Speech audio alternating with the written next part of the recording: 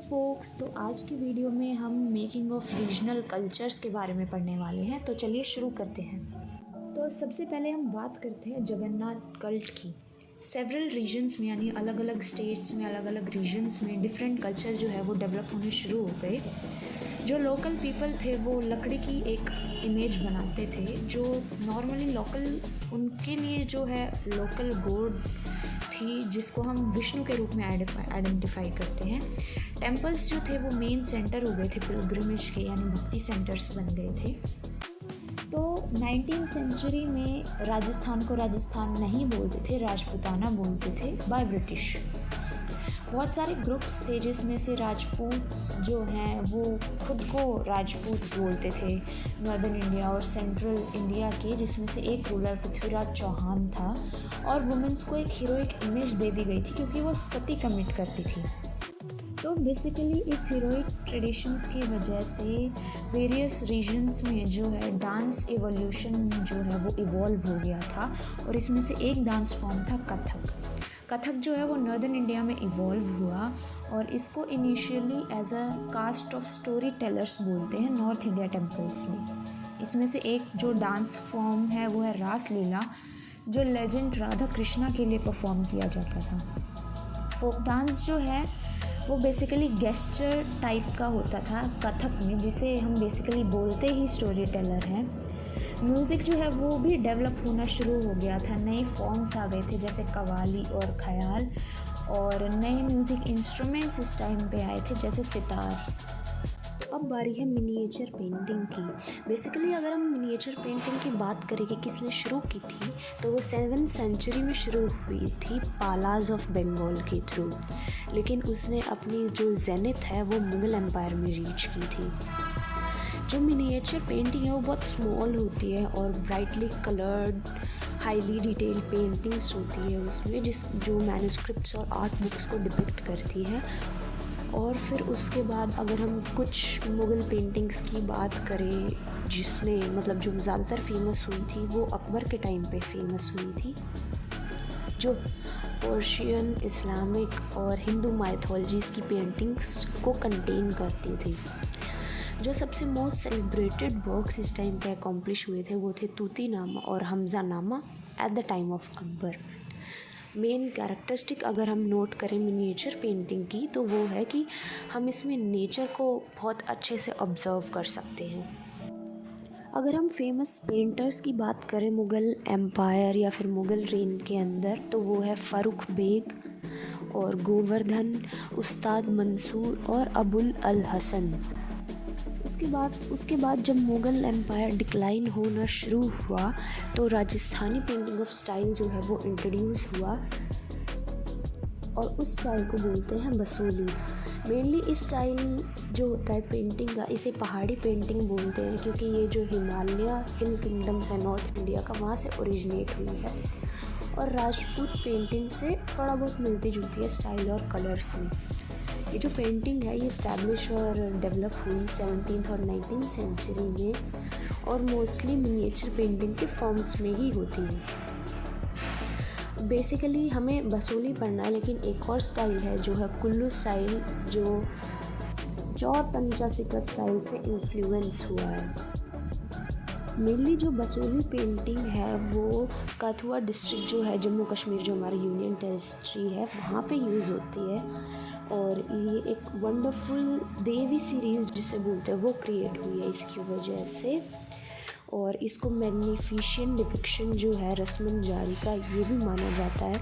ये जो है ज्योमेट्रिकल पैटर्न्स ब्राइट कलर्स में मतलब इससे ही बनती है, ऐसे ही यूज़ होती है। अगर हम फेमस बुक की बात करें, मेनली फेमस कलेक्शन की बात करें बसोली पेंटिंग्स की, तो वो है भानुदत्त की रस्मन जारी। ये बुक जो है बहुत ही फेमस मिनिएचर पेंटिंग्स जो है बसोली पेंटिंग्स वो कंटेन करती है। और जब राजा कृपाल पाल जो है बसोली के, वो जिस टाइम रूल कर रहे थे उस टाइम की ये पेंटिंग्स है जो संस्कृत टेक्स्ट पे बेस है। अगर कोई ज़्यादा ही कीड़ा हो इन सब चीज़ों का तो वो ये बुक कवर कर सकता है। इसमें टोटल 87 पेंटिंग्स हैं। उसके बाद साथ के साथ कंगरा पेंटिंग्स जो है 18th सेंचुरी में ये भी इंट्रोड्यूस हो चुकी थी। मेनली कंगरा जो है वो हिमाचल प्रदेश का नाम है, उसके ऊपर इस पेंटिंग का नाम रखा गया है। ये जो है आर्ट को पैट्रनाइज करती है और ये भी पहाड़ी पेंटिंग के अंदर ही आती है। अगर हम कलर्स की बात करें तो जो कंगरा पेंटर्स थे वो यूजुअली प्योर कलर्स जैसे येलो, रेड, ब्लू जो है उन सब को यूज़ करते थे। और फिर सेंट्रल थीम जो थी कंगरा पेंटिंग की थी वो थी कि मेन थीम थी कि वो जो 6 सीजन्स जो होते हैं वो उसमें इन्होंने मतलब डिपिक्ट किया है, और the modes of musics, Radha Krishna या फिर शिव पार्वती का जो लव है मैन और वुमेन के लिए या फिर वुमेन का मैन के लिए, वो सब इसमें डिपिक्ट कराया गया है। तो अब बात करते हैं ग्रोथ ऑफ रीजनल लैंग्वेज की बंगाल में। रीजनल लैंग्वेज तो आप सबको पता है क्या होती है, जो रीजन में बोली जाती है, और बंगाल में बंगाली बोली जाती है। लेकिन जो बंगाली है वो संस्कृत से ओरिजिनेट हुई है, लेकिन बाद में उसने खुद की आइडेंटिटी और लिटरेचर डेवलप की है। जो अर्ली बंगाली लिटरेचर है वो 2 कैटेगरीज में डिवाइडेड है। पहली जो है वो ट्रांसलेशंस जो है वो इंक्लूड करती है जो संस्कृत एपिक से ली गई है, और जो दूसरी है वो नाथ लिटरेचर इंक्लूड करती है। जो संस्कृत एपिक लिटरेचर्स जो हैं बंगाली की वो कंटेन करती है मंगल काव्य और भक्ति लिटरेचर, जैसे कुछ बायोग्राफीज़ कंटेन करती है वो चैतन्य देव की, जो वैष्णवी भक्ति मूवमेंट के लीडर थे। और ये बहुत ईजियर होती हैं डेट के मामले में, क्योंकि कुछ मैन्युस्क्रिप्ट्स मिली हैं जिसमें ये इंडिकेटेड है कि ये सब 15th सेंचुरी और 18th सेंचुरी के बीच में कंपोज हुई है। अब बात करते हैं नाथ लिटरेचर की।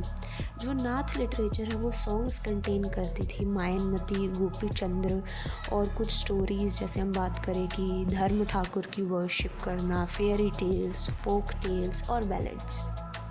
ये जो है वो ओरली सर्कुलेट होती थी, और प्रिसाइजली इनकी जो पर्टिकुलर डेट है वो हमें नहीं पता।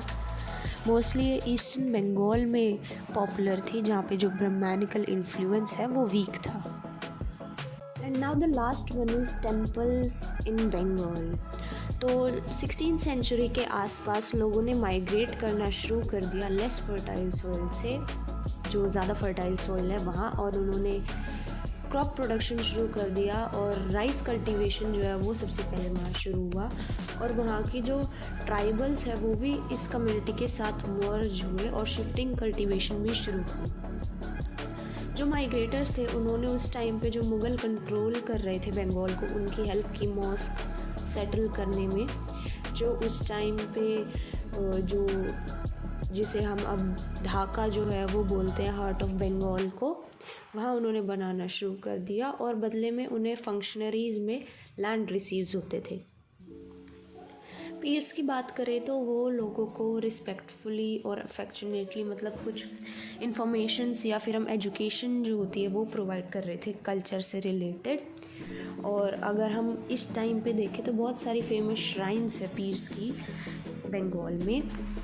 फिर उसके बाद 15 से 19th सेंचुरी के बीच में टेंपल बिल्डिंग जो है वो शुरू हो गई थी, और जो लोअर क्लास के जो लोग थे सबसे पहले उन्होंने हेल्प की मेनली टेराकोटा टेम्पल्स बनवाने के लिए, जिसे हम बोल सकते हैं कोलू जो ऑयल प्रेसर्स थे, और कंसारी जो मेटल वर्कर्स थे, उन्होंने सबसे पहले हेल्प की थी टेम्पल मेकिंग में।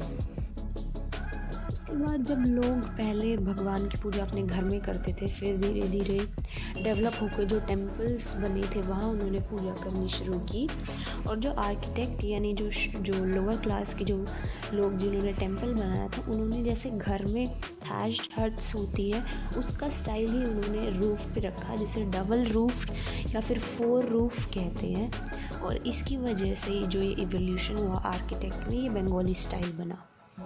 Okay, so finally this was the last slide of this presentation. So now we will meet next time. So till then, take care.